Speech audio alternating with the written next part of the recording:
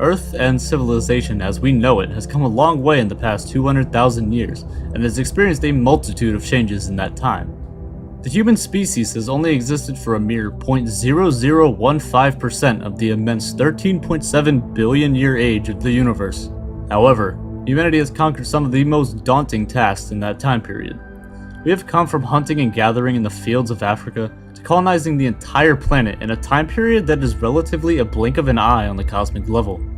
Some of the greatest minds to ever exist have helped push modern civilization forward and achieve goals that were once thought to be impossible. In just the past 150 years, we have gone from being stuck to the Earth's soil to landing on our closest cosmic neighbor, the Moon. Humanity's success is nothing short of spectacular, but on the universal scale, we may be rather insignificant. What would happen if we met an advanced alien species with technology more advanced than we could ever imagine?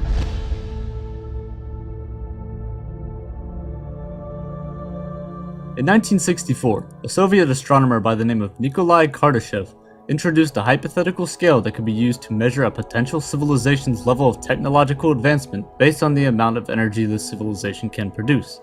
It is known today as the Kardashev scale. The scale has three traditional types, but many extensions and modifications to the scale have been proposed since its creation. The scale is logarithmic, meaning, as we go on, the amounts of power the civilization has gets much more substantial. In 1964, Kardashev defined the three base levels of civilization based on the power available to them. Type 1, the smallest of the original types, is also called a planetary civilization. This is most similar to our good old friend, Earth. Type 1 civilizations are capable of storing and using all of the energy which reaches this planet from its host star, which, in our case, is the Sun. This amount of energy would amount to an enormous 7 times 10 to the 17 watts. Notice how I said most similar though, as our modern civilization here on Earth does not quite exactly fit into the Type 1 civilization category. Yes, I know, we pathetic humans can't even fit into the lowest level of the advanced civilizations. Rather than fitting into a Type 1 civilization, we humans lie in one of the extended types of civilizations, Type 0. You see, when this scale was proposed, famous astronomer and astrophysicist Carl Sagan produced a formula to define a certain hypothetical civilization's Kardashev rating. This is that formula, where K represents a hypothetical civilization's Kardashev rating, while P represents the amount of power the civilization uses in watts.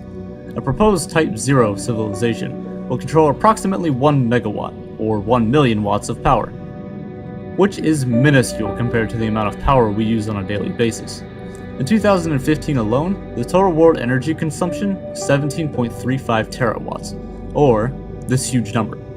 Plugging this number into P and cranking out the numbers, our Kardashev rating as a civilization would be approximately a Type 0.72. Even as a civilization with 7 billion humans on our planet, 12 of which ventured to the Moon, with spacecraft sent billions of miles into the abyss of interstellar space and plans to colonize Mars in the near future, we still only score a measly 0.72 on the Kardashev scale.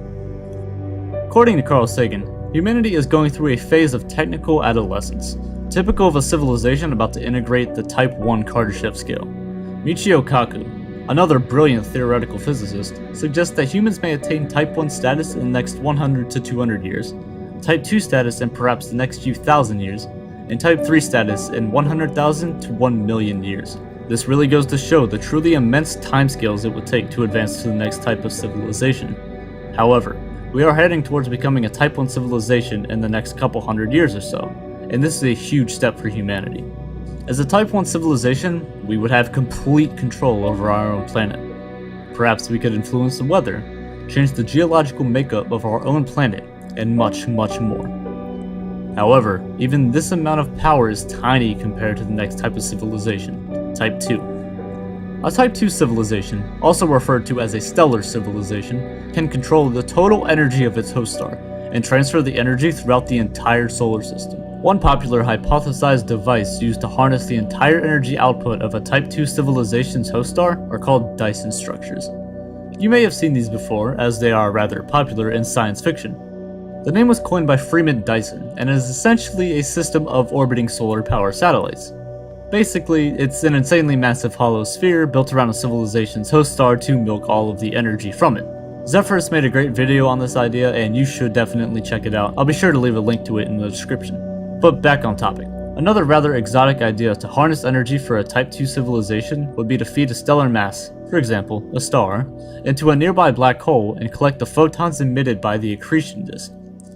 Now, how a civilization could somehow deposit a star into a black hole is beyond me, but it is a means of energy nonetheless.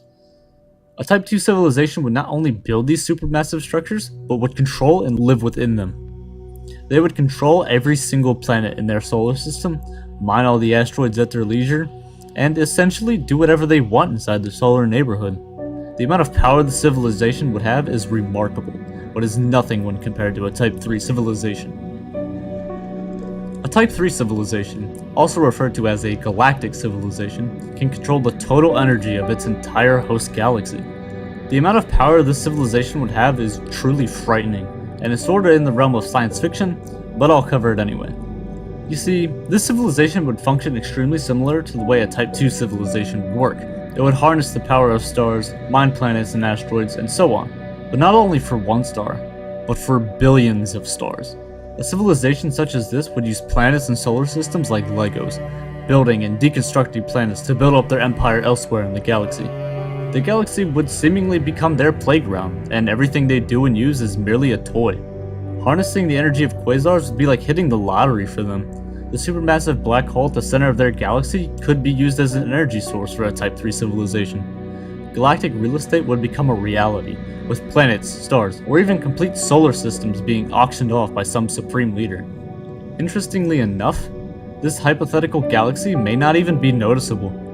If such a civilization did exist, all of the energy from the stars would be held and used for whatever the civilization may need. This means all the starlight, gas, and elements in an entire galaxy would become like your kitchen pantry. If all of the matter in their entire galaxy was exploited for energy, an outside observer would view the galaxy to be completely invisible. It would appear as if there were a hole in the galaxy, or, if they have colonized the entire galaxy, perhaps nothing at all. There is a place in space known as the Great Void.